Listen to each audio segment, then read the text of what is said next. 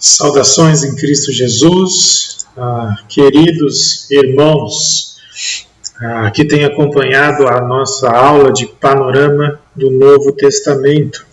Excepcionalmente, essa aula, que estava já agendada para o dia 28 de março, ela será transmitida somente pelo YouTube, tá bom? Por conta das restrições que nós vivemos por causa do coronavírus, por causa da pandemia, esse tempo que nós temos vivido, tá bom? E hoje nós vamos falar então a respeito do Evangelho de João e também do livro de Atos dos Apóstolos, tá bom? Vamos falando aí, como a gente tem sempre conversado, algumas questões para facilitar no seu estudo pessoal, no seu tempo de devocional,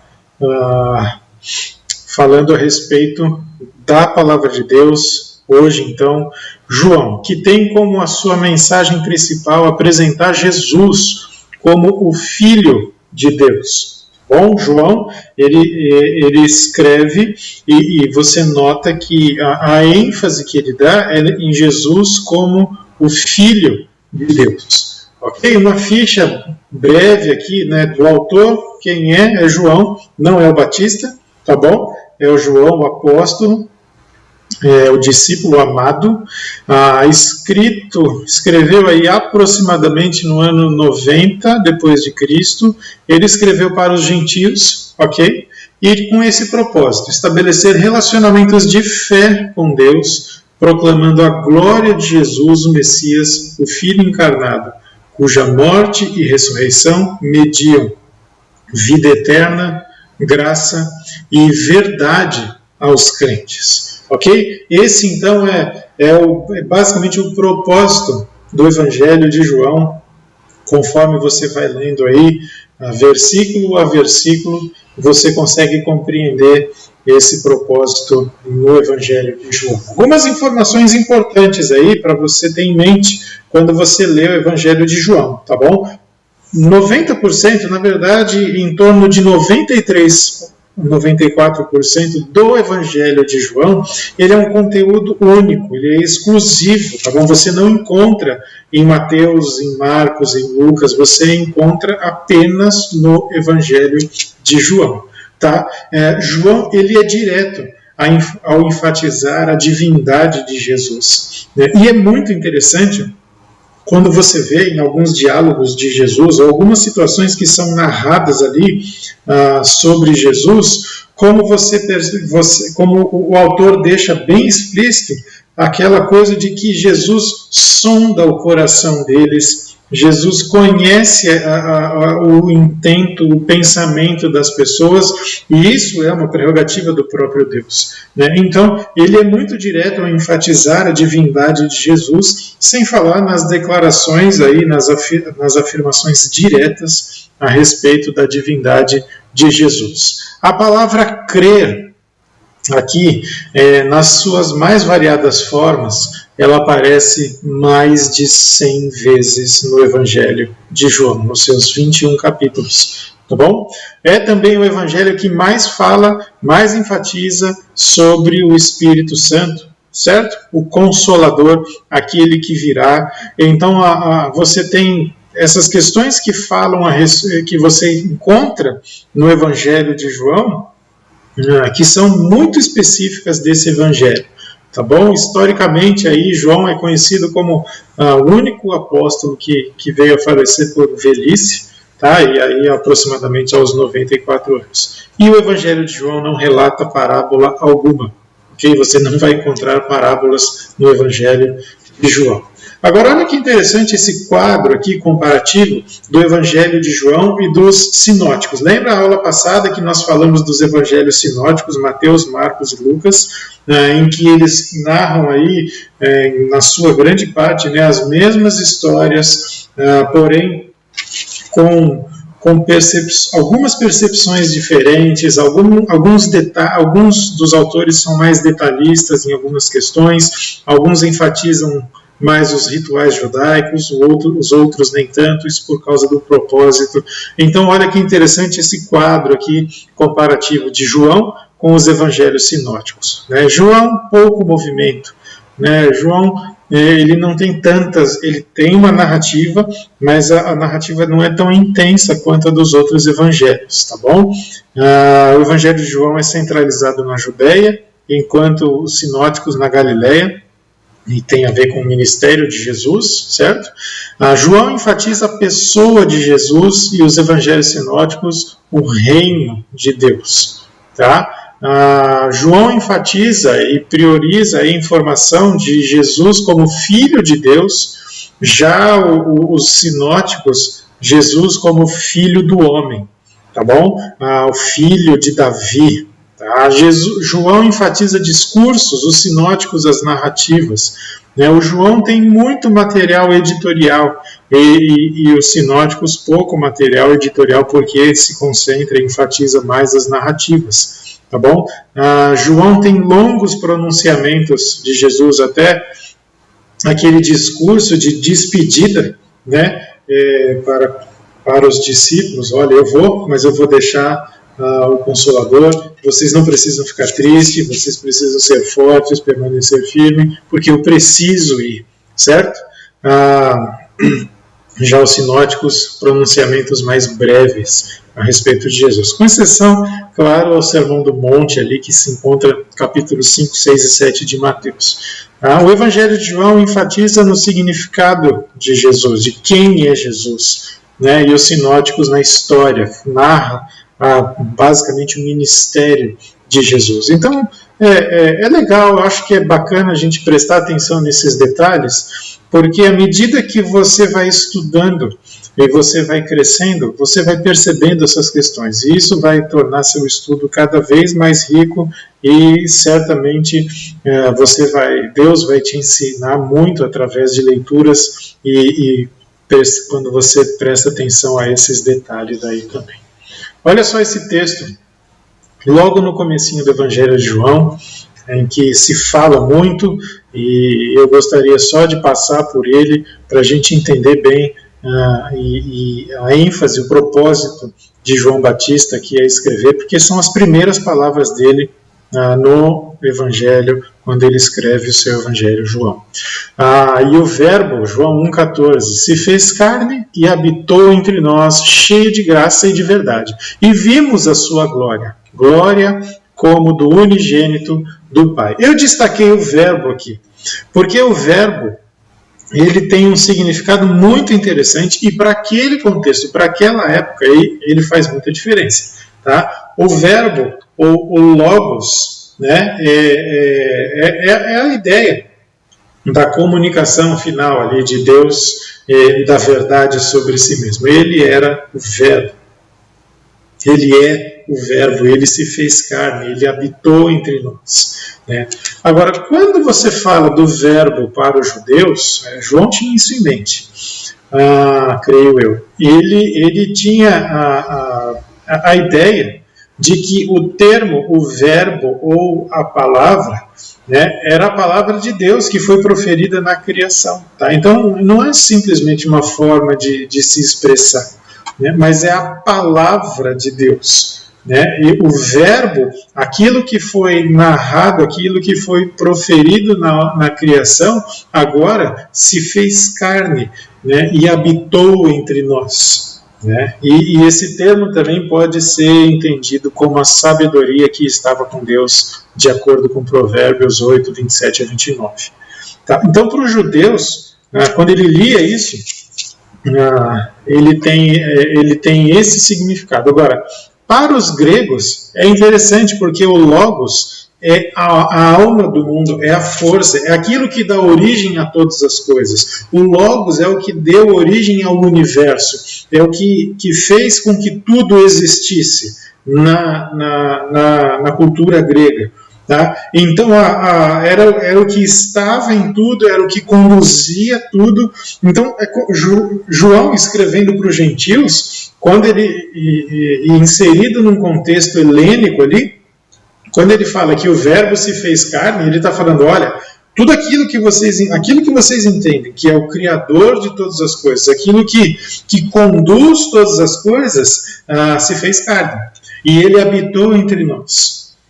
Ok? Então, o verbo se fez carne é um versículo extremamente rico, né, por conta da comunicação, do que a palavra verbo ou logos comunica em termos de quem é Deus, de quem é Jesus. Tá? Em João 1,1 nós já vemos, a palavra, o verbo já existia e é distinto de Deus Pai, porque a palavra estava com Deus e é Deus.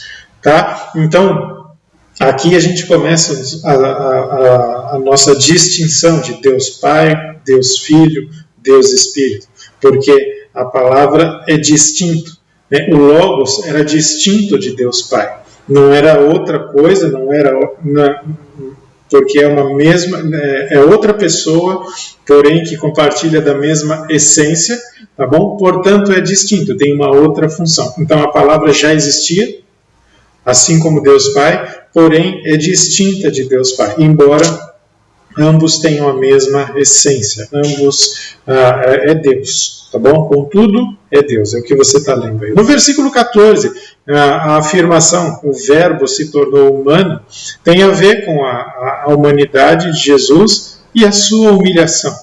Filipenses 2, 5 a 11, fala a respeito da humilhação de Jesus, né? De que ele abriu mão da sua posição e veio habitar em forma de homem aqui entre nós. Né? E o unigênito, que é a filiação de Jesus única, porque ele é eterno e partilha da mesma essência do Pai.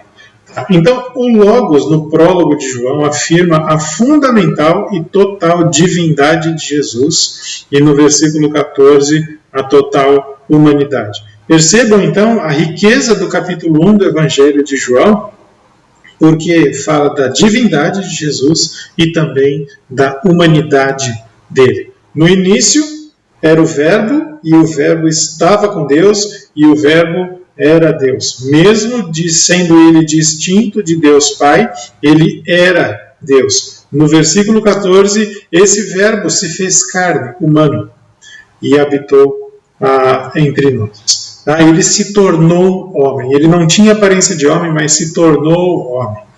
E ainda que ele tenha encarnado, isso é uma coisa interessante e importante. Não havia possibilidade dele pecar. Tanto que Hebreus fala que ele passou pelas mesmas coisas que nós, porém sem pecado. Ele é Deus, ele não é prerrogativa dele pecar. Perfeito. E por mais que Deus habitasse aí no tabernáculo, no Antigo Testamento, né, essa é a ideia. Deus habitava no seu tabernáculo. Agora Jesus, então, habitou entre as pessoas. Ele se fez carne, por isso habitou entre nós. Olha o que Jeremias, um autor, fala a respeito disso. João deseja enfatizar que foi o próprio Deus, na pessoa do Verbo, que entrou na história humana, não como um fantasma, mas como um homem real, com um corpo de carne. A palavra traduzida como habitar, ou ekenosen, ou tabernacular, é uma metáfora bíblica para indicar a presença de Deus. Essa declaração implica que o próprio Deus estava presente em carne, em humilhação. Então, como foi falado, ele habitou entre nós, porque no Antigo Testamento, onde Deus habitava? No tabernáculo. Deus estava presente no templo, no tabernáculo. Agora não. Agora ele habita entre nós. Ele está no meio do povo. Jesus. Ok? E hoje o Espírito Santo ele habita em cada um dos crentes. Ele habita na sua igreja. Tá bom? Definição de unigênito. Você conhece esse texto de cor, João 3,16. Porque Deus amou o mundo de tal maneira que deu o seu Filho unigênito, para que todo que nele crê não pereça, mas tenha a vida eterna. O unigênito é o único, tá? Mas não é somente o único de numeral, de ser um, porque ele tem a ver com um ser exclusivo. Exclusividade, Tá? Então você tem aqui o único membro de um parente, um e o mesmo sangue, mas também no que diz respeito a número e natureza, distinto e incomparável. Tá? Então o unigênito, ele é um numeral, mas também ele é um porque ele é exclusivo, não existe nada nem ninguém comparado a ele. Tá? O unigênito ou monogênese, tá? Radicalmente distinto e sem igual em uma categoria. Então, vou voltar esse slide aqui, João 3,16, porque Deus amou ao mundo de tal maneira que deu seu Filho unigênito, é porque não existe ninguém igual a ele. Ele é um numeral, mas também ele é um incomparável. Não existe nada nem ninguém que se compare a ele. Ok? João 20, versículos 30 e 31. Aqui chegamos no texto-chave do Evangelho de João. Tá bom? Diz o seguinte: na verdade, fez Jesus diante dos discípulos muitos outros sinais que não estão escritos neste livro. Estes, porém, foram registrados para que creiais que Jesus é o Cristo, o Filho de Deus, e para que, crendo, tenhais vida em seu nome. A palavra crer, pistel, aqui aparece 2 vezes no versículo 31, creiais que Jesus é o Cristo, e para que, crendo, tenhais vida em seu nome. Tá? Eles são 2 sentidos complementares da palavra. Tá? Creiais que Jesus é o Cristo é tomar ele como verdadeiro. Tá? Realmente absorver a ideia de que ele é verdade, ele é o Cristo, ele é o Messias, o prometido. Tá? E o crendo, que crendo tenhais vida em seu nome, tem a ver com a confiança plena naquele que é a verdade. Então, perceba que um é tomar como verdade e o outro é confiar. É desenvolver uma confiança dia após dia, constante, mas crescente também. Tá? Confiar em Jesus, tal como consta no conteúdo do Evangelho.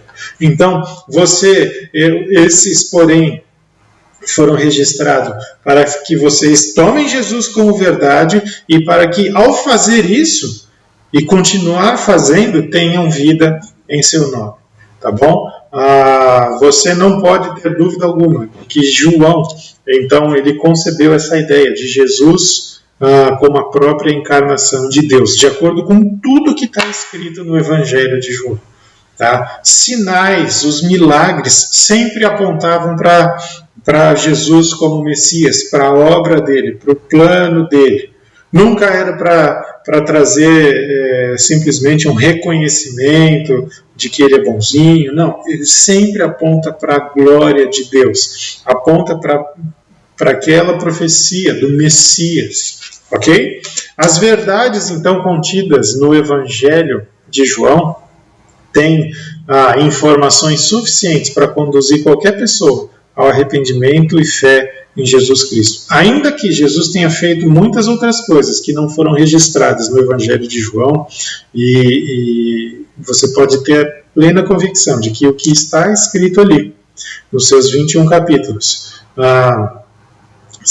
é suficiente, é mais do que suficiente até para conduzir qualquer pessoa ao arrependimento e fé em Jesus Cristo. Daí a importância minha e sua de viver uma vida agradável a Deus, de buscar conhecê-lo cada vez mais, para que nós cresçamos no conhecimento dele, amadureçamos em Cristo Jesus e possamos também falar para outros a respeito do Messias, do nosso Senhor Jesus Cristo. Essa vida, para que tenham vida, tá? É a condição de estar vivo no que diz respeito à saúde, felicidade, exuberância, enfim, é vida, é plenitude, tá bom? É quando nós, como Efésios diz, né, que nós estávamos mortos nos nossos pecados, mas Jesus, ele nos dá a vida. E é como se nós estivéssemos dormindo antes do relacionamento com Cristo Jesus, mas agora Ele nos dá vida. Nós éramos mortos vivos, espirituais, agora somos vivos em Cristo Jesus no que diz respeito à vida espiritual. Passamos de zumbis espirituais para pessoas vivas em Cristo Jesus, espiritualmente falando. Esta vida divina afeta a pessoa inteira, não apenas o intelecto. Ainda mais do que isso, ela afeta ele ou ela para sempre, não apenas durante a vida presente da pessoa. Ser cristão, desenvolver um relacionamento com Jesus Cristo, afeta toda a sua vida, todas as partes da sua vida. Não é só conhecimento, não é só teologia pelo conhecimento, mas é algo prático. E melhor do que isso, é que esse algo prático e teórico se fundem, transformando vidas, e melhor do que isso, vidas para a eternidade.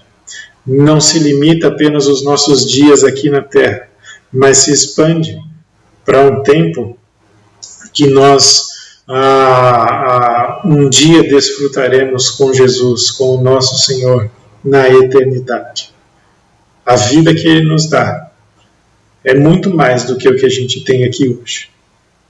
E a gente precisa sempre se lembrar disso. E viver com alegria, para a honra, para a glória do nosso Deus. De modo que aguardemos ansiosamente a volta de Jesus e o desfrutar dessa vida eterna com Ele no céu. Saindo do Evangelho de João e indo agora para o livro de Atos, que fala da expansão e propagação do Evangelho, nós temos aí algumas questões para abordar. Tá? O autor é Lucas, o mesmo do Evangelho de Lucas, e escreveu por volta do ano 63, focado ou voltado para os gentios, e com o propósito de validar a missão gentílica como continuação legítima da mensagem do reino segundo a promessa e o poder do rei. Vou te dar uma boa dica, uma boa sugestão para leitura, para estudo, tá bom? Quando você for ler Atos, leia Lucas. Não desconsidere um do outro. Não desvincule um do outro, porque o autor é o mesmo. A linha de raciocínio é a mesma. A maneira de escrever é a mesma.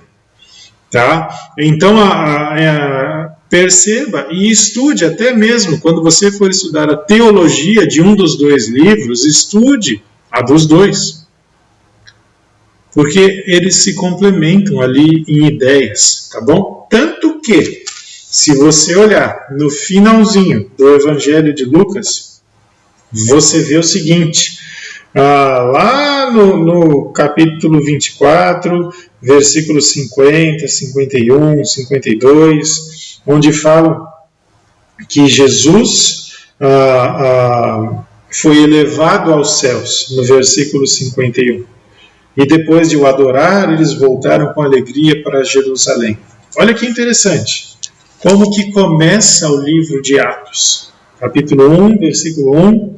Fiz o primeiro relato, ó Teófilo, acerca de tudo que Jesus começou a fazer e a ensinar até o dia em que foi elevado aos céus, após ter dado orientações pelo Espírito Santo aos apóstolos que escolheram. Então, é interessante você perceber isso e prestar atenção nessas informações. Lucas terminou o seu evangelho, mas passado algum tempo, ele escreveu o livro de Atos, não o evangelho, mas o livro de Atos, e ele está dando uma continuidade aqui. Ele mesmo, o próprio Lucas, já aponta para nós que a gente vai compreender melhor Atos quando nós estudarmos o livro, o Evangelho de Lucas, tá bom? Preste atenção nisso, isso é algo muito, muito interessante, tá bom? Olha aqui algumas informações a respeito de Lucas, e Atos, né? O Novo Testamento, são só dados estatísticos, tá bom? Tem 7.947 versículos. Desses 7.947 versículos, 2.157, ou seja, aproximadamente 27% do Novo Testamento foram escritos por Lucas, no Evangelho de Lucas e em Atos. Aí 2.032 versículos, um pouco a menos só do que Lucas, foram escritos por Paulo. E 1.400 aí por João, falando dos evangelhos, falando das 3 cartas de João e também de Apocalipse. Tá bom? É interessante a gente pensar e observar por esse aspecto, tá bom? Lucas escreveu muita coisa mesmo, tá bom? Só em Lucas e em Atos. Ele retrata, Lucas, que o plano de Deus foi executado em cumprimento à promessa divina. Tá bom? Lucas e Atos contam a história de Jesus Cristo, desde o seu nascimento até o início da igreja e o ministério de Paulo. Percebe quão abrangentes são os escritos de Lucas, que no seu evangelho e em Atos, ele fala a respeito de Jesus desde o seu nascimento, depois ele passa para o início da igreja em Atos e também o ministério de Paulo. Perceba o tempo de história que ele pega aqui. Ele abrange tudo, por isso são 2 escritos bem completos e por isso a sugestão para que você estude os 2. Quando estiver estudando um, estude o outro também, porque existe um fluxo de pensamento, uma linha de raciocínio bem contínua aí em Lucas e em Atos. Agora uns aspectos aí, umas tabelinhas comparativas de Atos, tá bom? Você tem aí alguns atos poderosos de Pedro. Então, você tem que ele curou um paralítico de nascença, a sua sombra curava pessoas, ele lidou com Simão, um ilusionista, ele curou Enéas de paralisia e ele trouxe Dorcas de volta à vida. Esses são os atos aí, 5 atos de Pedro. Agora, olha 5 atos de Paulo. Curou um homem paralítico de nascença, lenços e aventais de Paulo curava as pessoas, diferente da toalhinha de alguns de hoje aí, tá? Ele curava mesmo. Ele lidou com Bar-Jesus, um feiticeiro, ele curou o pai de Públio e outros, e trouxe Eutico de volta à vida. Percebam que os atos são muito semelhantes, tá bom? E que não diz respeito necessariamente à pessoa, mas o poder que atua nelas. Curas, tratar com pessoas que agem aí com feitiçaria e tudo mais, trazer pessoas de volta à vida, não diz respeito tanto a Pedro ou a Paulo, mas com o poder que habita neles e que atua neles. É importante a gente pensar sobre isso. Eu coloquei aquelas tabelas, você tem na apostila isso, tá bom?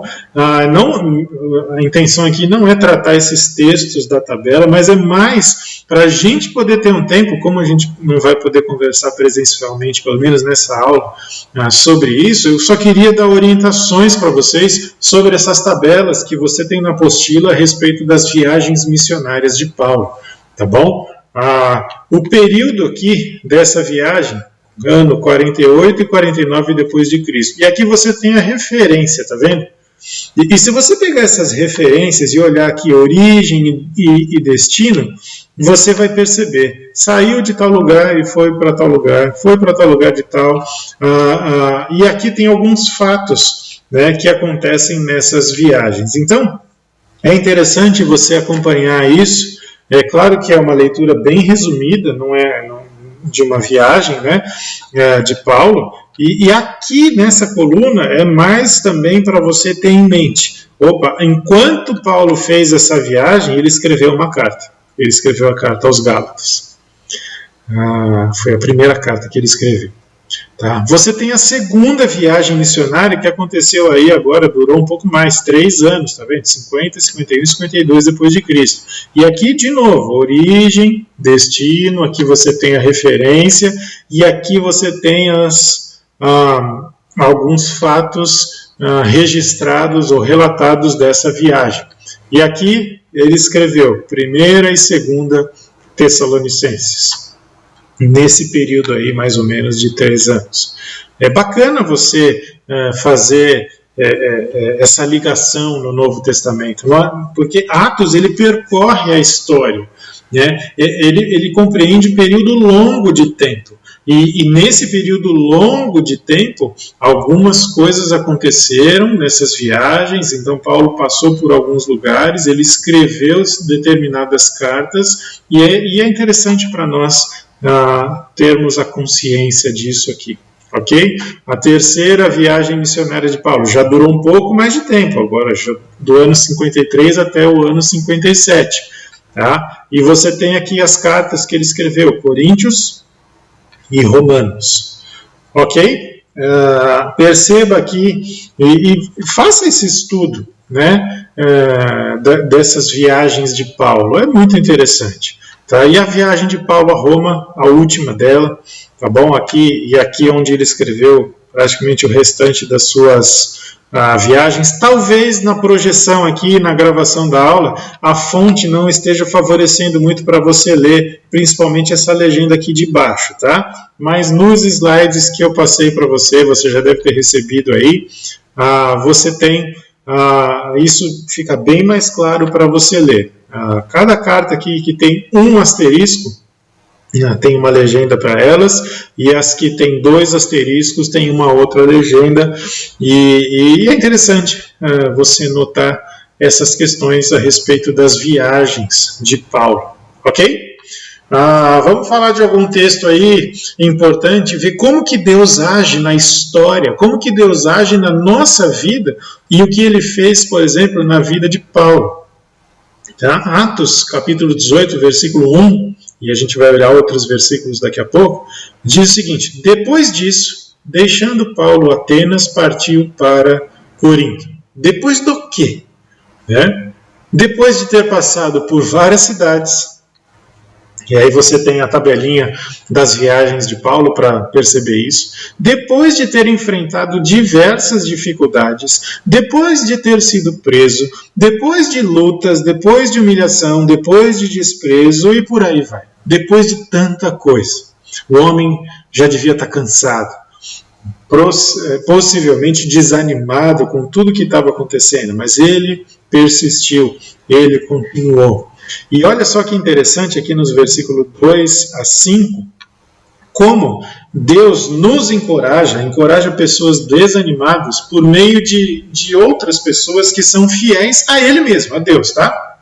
Olha só, versículo 2. Então, Paulo deixou Atenas, foi para Corinto, lá encontrou certo judeu chamado Áquila, natural do Ponto. Recentemente chegado da Itália, com Priscila, sua mulher, em vista de ter Cláudio decretado que todos os judeus se retirassem de Roma. Paulo aproximou-se deles e, posto que eram do mesmo ofício, passou a morar com eles e ali trabalhava, pois a profissão deles era fazer tendas. E todos os sábados discorria na sinagoga, persuadindo tanto judeus como gregos. Quando Silas e Timóteo desceram da Macedônia, Paulo se entregou totalmente à palavra, testemunhando aos judeus que é Cristo, que o Cristo é Jesus. Ok? Então, olha que interessante a maneira que Deus usa para encorajar, para fortalecer Paulo, um casal, Áquila e Priscila. E por que é que eles... por que eles foram para Corinto?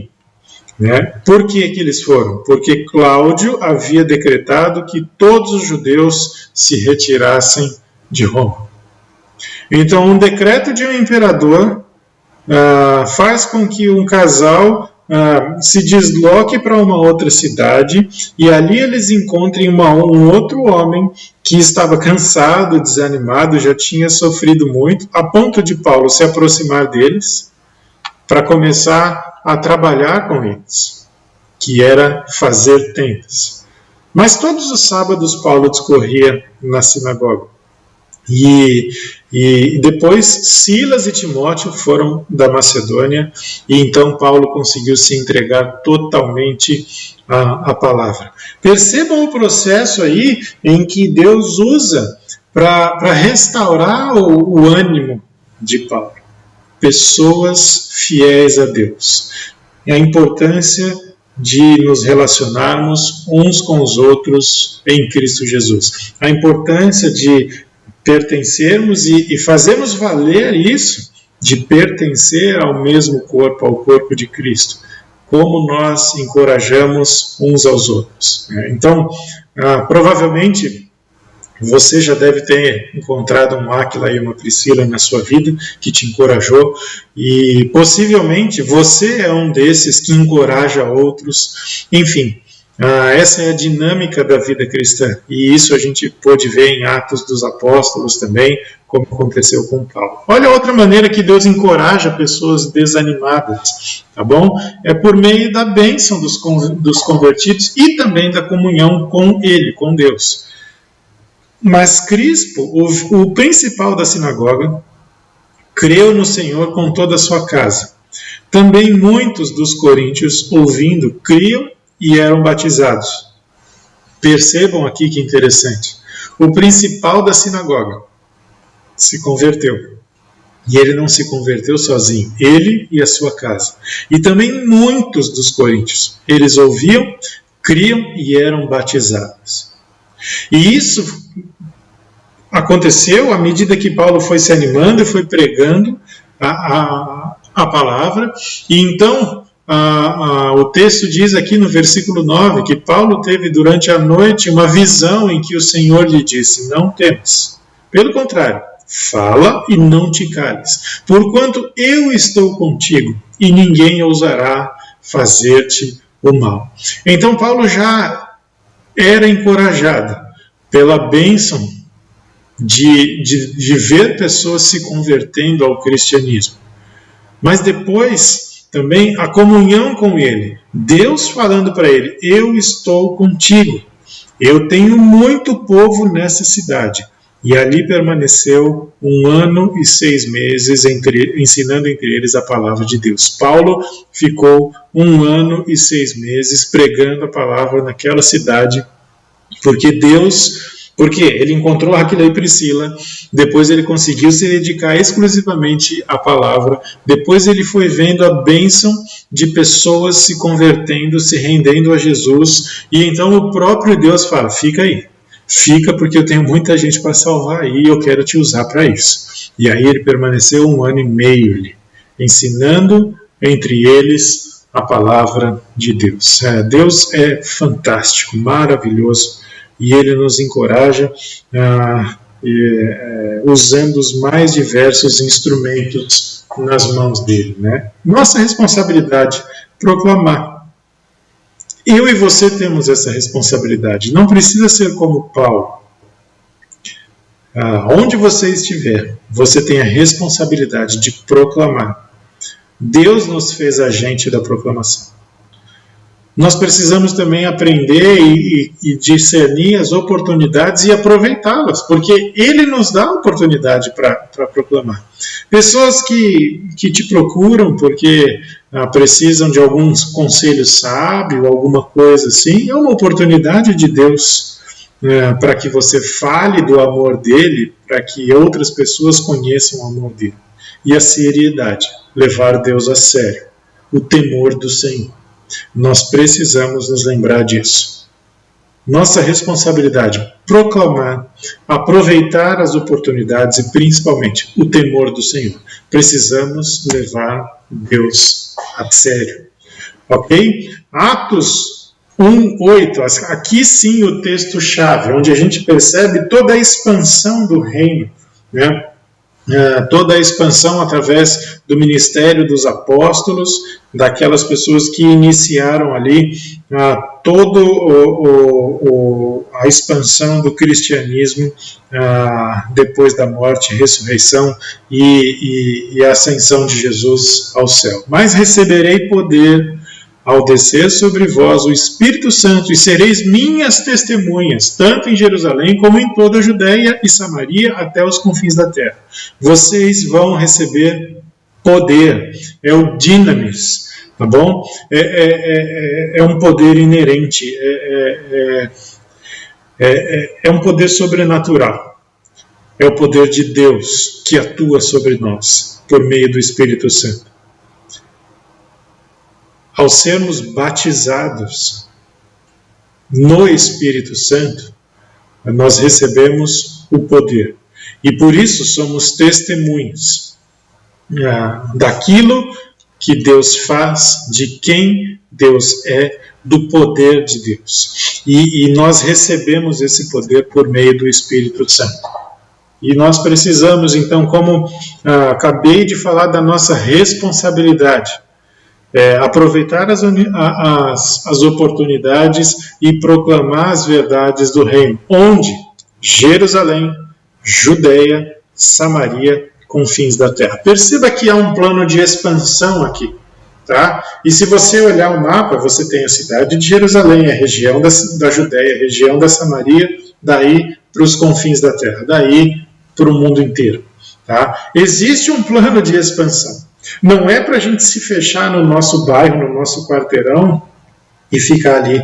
Não, existe um plano de expansão. Até porque, por causa dessa consciência dos cristãos de que existia um plano de expansão, o Evangelho chegou até nós. Começou em Jerusalém, Judeia, Samaria, até confins da terra. Até Brasil, estado de São Paulo, cidade de Ribeirão Preto, bairro Nova Aliança. Enfim, existe esse plano de expansão e a responsabilidade de manter isso, de caminhar com isso é minha e sua. Porque nós conhecemos a Cristo, nós fomos salvos por intermédio de Cristo Jesus, pelo sacrifício de Jesus, aquele unigênito, o único do Pai, em que nos convenceu do pecado por meio do seu Espírito, da sua palavra, para que nós nos tornássemos testemunhas de Jesus Cristo, para proclamar as verdades do reino. Não importa onde você vive, não importa onde eu vivo. Como cristão, eu e você devemos começar a testemunhar em casa e depois por todo o mundo. Você tem filhos? Pregue para eles. Seu cônjuge